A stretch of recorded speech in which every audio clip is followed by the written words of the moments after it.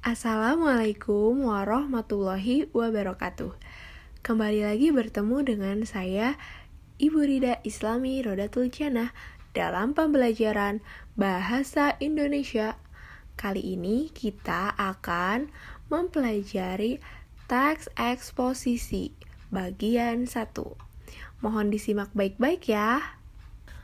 Pada bagian 1 pembelajaran teks eksposisi, kita akan mempelajari definisi dari teks eksposisi, ciri dari teks eksposisi, lalu yang ketiga ada jenis-jenis teks eksposisi, yang keempat ada struktur teks eksposisi, dan yang terakhir ada kaidah kebahasaan teks eksposisi.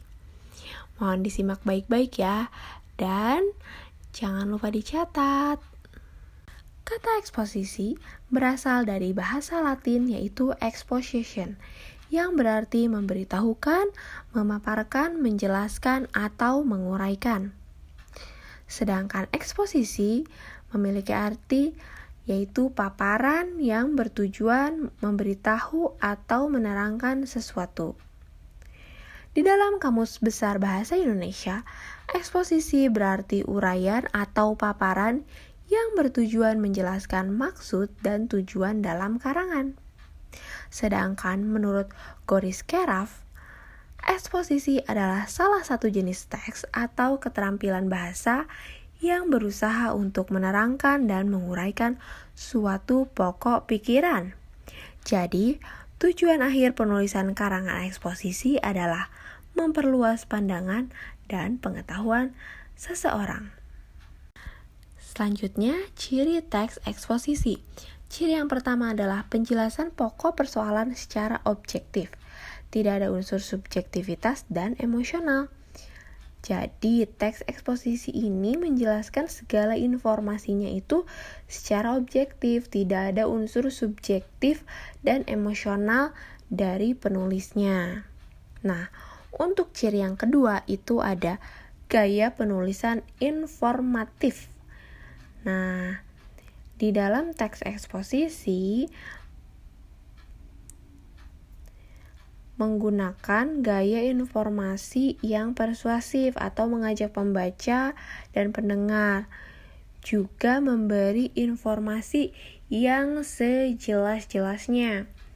Nah, ciri yang ketiga itu teks memuat fakta. Jadi, teks eksposisi ini adalah teks yang menyajikan fakta. Faktanya itu digunakan sebagai penyumbang utama dalam membuat rumusan agar informasi yang disampaikan lebih konkret. Selanjutnya ada jenis-jenis teks eksposisi.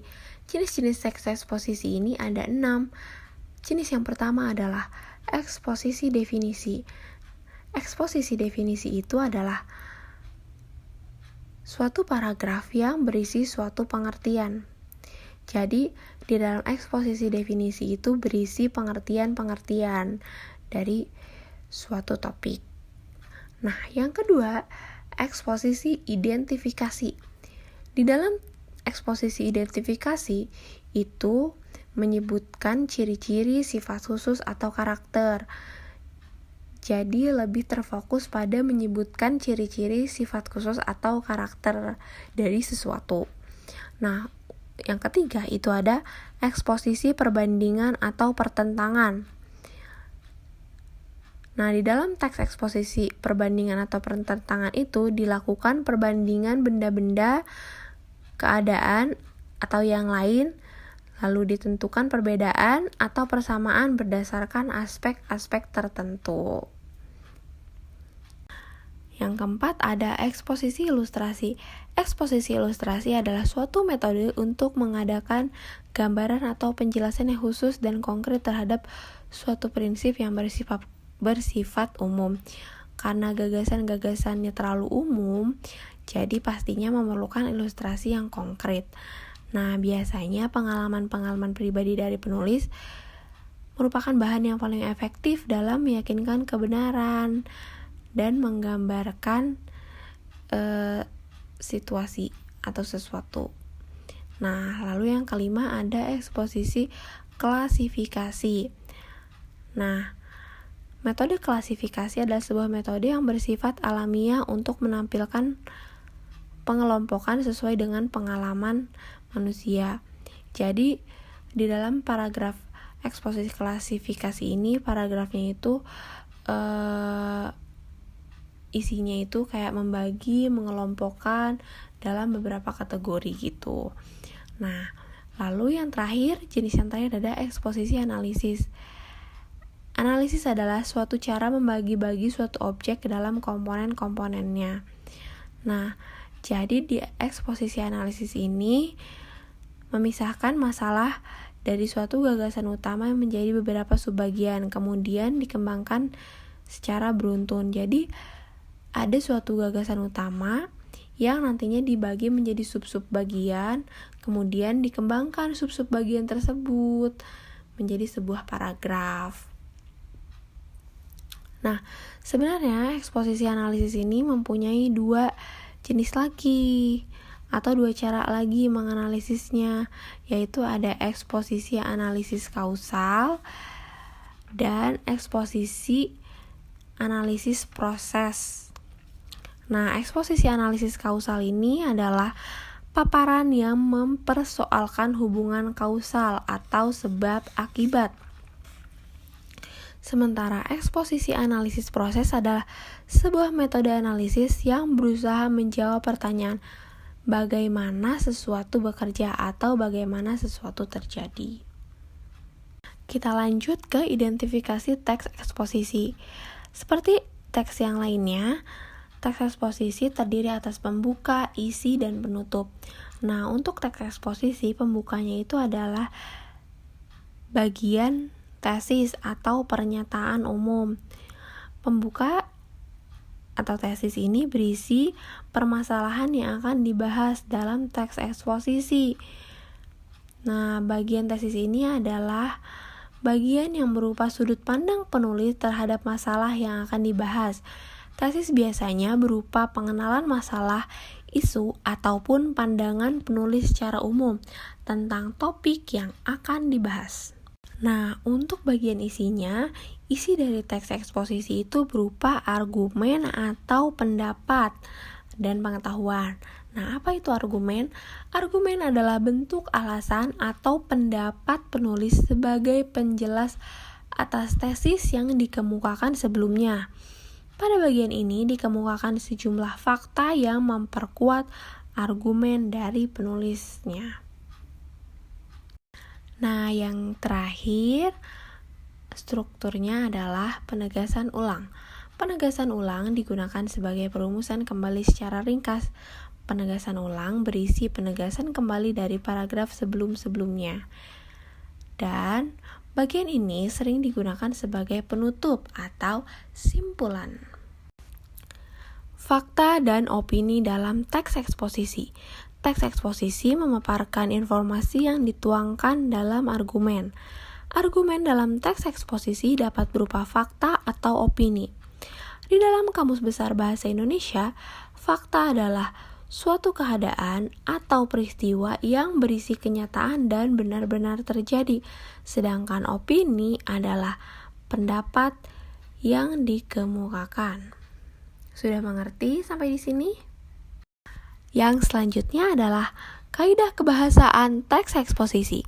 Yang pertama ada istilah. Istilah adalah kata atau gabungan kata yang dengan cermat mengungkapkan suatu makna atau konsep atau proses, keadaan, atau sifat khas dari bidang tertentu. Contohnya digital, wifi, startup, komputer, koneksi, internet, dan lain-lain. Yang kedua ada adjektiva. Adjektiva adalah kata sifat atau kata yang menerangkan kata benda. Contohnya ada ampuh, canggih, tinggi, baik. Selanjutnya ada pronomina. Pronomina atau kata ganti adalah jenis kata yang menggantikan nomina atau prasa nomina. Nomina itu apa? Masih ingat kan? Kata benda. Ya. Contoh dari pronomina itu adalah aku, kamu, dia, ya. Selanjutnya ada konjungsi. Konjungsi adalah kata yang digunakan untuk menghubungkan satu unsur dengan unsur lain.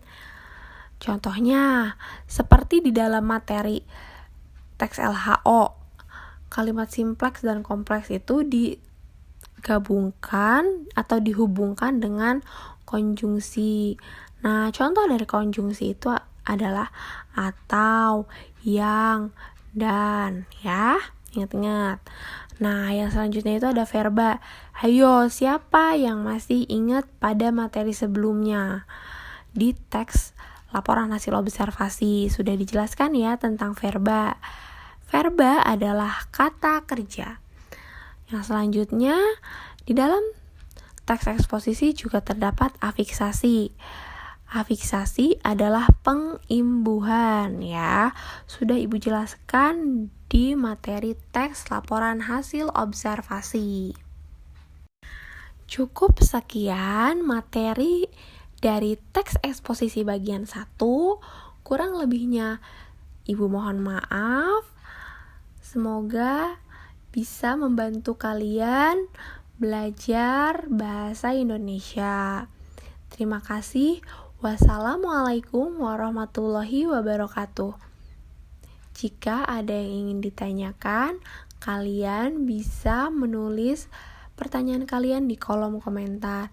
Dan jangan lupa juga untuk like video ini. Selamat berjumpa kembali semuanya.